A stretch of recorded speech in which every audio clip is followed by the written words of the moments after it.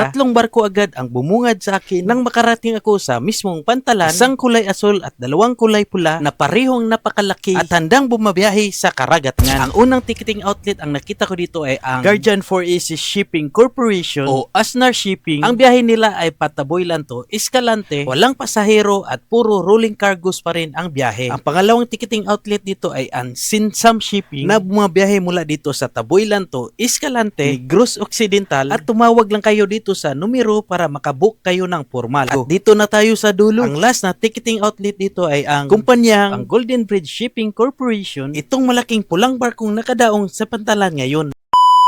Yo, kumusta mga kamotor ko? Samahan nyo ako sa bago na namang adventure. Ready na ba kayo sa bagong biyahe? Tayo na't mag-explore. So mga kamotor ko, ang vlog natin ngayon ay tungkol sa RJ Bay Port ng Taboylan, Cebu. Akala mo simpleng pantalan lang ito, pero may sikreto palang kakaibang galaw at daloy. Kaya samahan nyo ako ngayon sa Taboylan dahil may matutuklasan tayong kakaibang biyaheng tuloy-tuloy. Dito tayo ngayon sa Taboylan Port kung saan magsisimula ang aking lakbay at gala. At ang pakay natin ngayon ay mapuntahan ang kabilang pantalan na may kakaibang sistema at sigla. Ang pangalawang pantalan na ito ay tinatawag na RJ Bay Port na matatagpuan lang sa kabilang pangpang Ubaybay. Magkatapat lang sila kaya kita-kita agad kahit mula ka pa dito sa Taboylan Port naka-standby. Habang nagmumotor ko papunta roon, dama ko agad ang tahimik na hangin at simoy. At kahit first time kong pumunta rito, hindi ka maliligaw dahil malinaw ang daan at tuloy-tuloy. Makikita agad sa gilid ng kalsada ang malaking signage na parang gabay sa mga driver at biyahero. Kaya kahit hindi ka taga rito, siguradong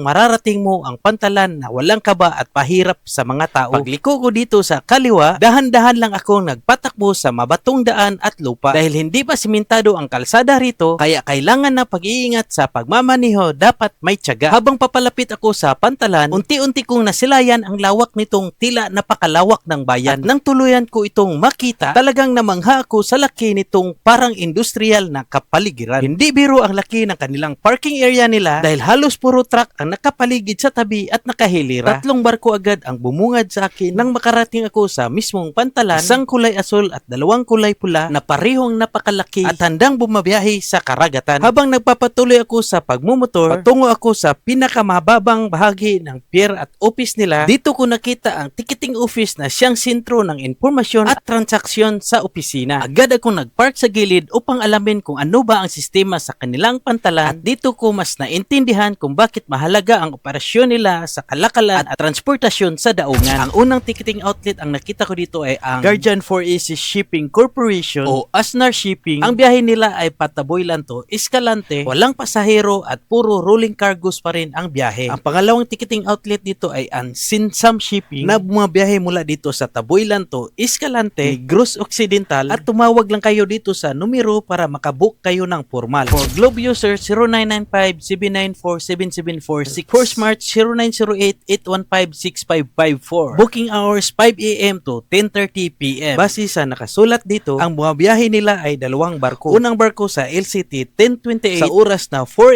AM to 4 PM. Ang pangalawang barko ay LCT 688 sa oras na 10 AM to 10 PM. Wala talagang eksaktong oras dito dahil nakadepende niyan sa mga rolling cargo. At dito na tayo sa dulo. Ang last na ticketing outlet dito ay ang kumpanyang Golden Bridge Shipping Corporation. Itong malaking pulang barkong nakadaong sa pantalan ngayon. Talagang kapansin-pansin ang laki at disenyo nito habang tahimik na naghihintay sa susunod na biyahe at nakaagaw atensyon. Ayon sa impormasyon aking nakuha, may rutang biyahe Taboylan to Sagay, Negros Occidental at Taboylan to Estancia, Iloilo. Pero sa ngayon wala pa silang biyahe to Taboylan to Estancia, Iloilo. Hindi ko alam kung kailan babalik ang kanilang biyahe sa barko. Ang kanilang biyahe ay walang insaktong oras at nakadepende sa mga rolling cargos. Kaya malaking tulong talaga ang pantalang ito sa pagdadala ng mga produkto kahit ilang kilos. Ngunit tandaan, hindi ito pangkaraniwang pantalan para sa ordinaryong pasahero at turista dahil ang pangunahing layunin ng mga barko rito ay cargo operation at serbisyo sa industriya. Kaya kung balak mong sumakay bilang pasahero, baka hindi ito tamang terminal para sa iyo sapagkat ang prioridad dito ay mga truck, kargamento at mga cargo. Napansin nyo ba yung mga malalaking truck na may kargang tubo o sugarcane sa kanilang likuran o katawan? Dito yan isasakay sa pantalan. Yan ang mga produktong ihatid papuntang Negros upang maproseso sa mga planta at pagawaan. Talagang makikita rito kung gaano kahalaga ang agrikultura sa ekonomiya ng Cebu at Negros na rehiyon. Dahil sa pantalang ito, mas napapadali ang pagpapadala ng mga produkto at distribusyon. Kahit malalaking truck o container van pa yan, ay pinapayagang bumabiyahe rito ng walang problema at hadlang dahil may kagamitan silang forklift na handang tumulong sa loading at unloading ng kargamento na gamit na kaabang-abang. Kaya naman hindi nakapagtatakang maraming truck driver na umaasa sa rutang ito para sa hanap buhay nila sapagkat malaking tulong ito upang mabilis ang kanilang delivery at pasada. Sana makatulong sa inyo ang vlog na ito. Kung nagustuhan mo ang ganitong content, alam mo na ang gagawin, mag-follow, comment at like at share na rin. At dahil umabot ka dito sa dulo ng aking video, pwede ba tayo makahingi ng pabor sa pag-subscribe sa aking YouTube channel para sa iba pang Cebu Port Guides updated at ready sa panel. Dahil ang goal natin ngayong taon mag 1,000 subscribers. If you subscribe, much better. At i-click na rin ang notification bell para sa bawat bagong upload ay makikita at hindi ma-miss ang tips, schedule at fare. Maraming salamat sa panonood mga kamotor ko. Ride safe palagi at kita-kita tayo sa susunod na adventure. Ingat sa biyahe at enjoy your trip. See you.